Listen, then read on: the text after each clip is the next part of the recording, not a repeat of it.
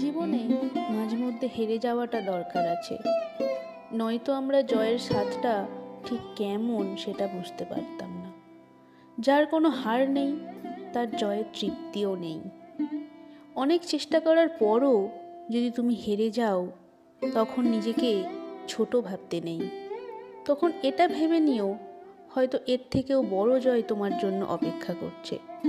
শুধু দরকার হাল না ছেড়ে আবারও ঘুরে দাঁড়ানো, দরকার সাহস, শক্তি ও আত্মবিশ্বাস।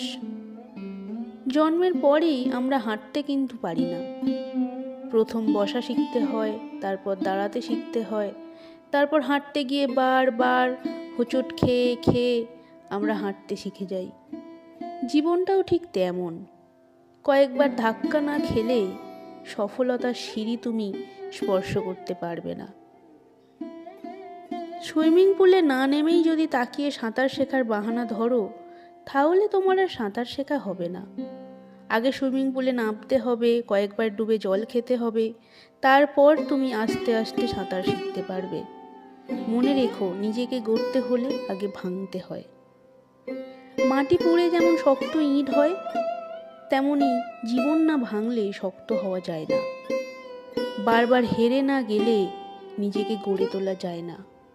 তুমি যত বেশি ভাঙবে তত বেশি শক্ত হবে, যত বেশি ধাক্কা খাবে তত বেশি নিজেকে আরো চিনতে পারবে। অথচ আমাদের ভুলটা হয়, বড়সড় ধাক্কা খাওয়ার পর আমরা থেমে যাই, আমরা উঠে দাঁড়াতে ভুলে যাই, আমরা আত্মবিশ্বাস হারিয়ে ফেলি।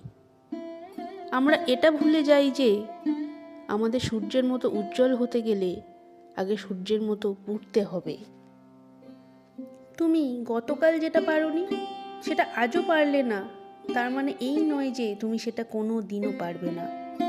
হেরে যাওয়াটাকে লজ্জা না ভেবে চ্যালেঞ্জ নিয়ে সামনে এগিয়ে দেখো। এতদিন তুমি যেটা পারোনি তার থেকেও আরো বড় কিছু পেরে গিয়েছো। তুমি চেষ্টা করেও বারবার ব্যর্থ হয়ে যাচ্ছ, তার মানে তুমি সঠিক পথেই আছো। কারণ যে পথে কাঁটা নেই, ব্যথা নেই, সে পথে জয়ের স্বাদও নেই।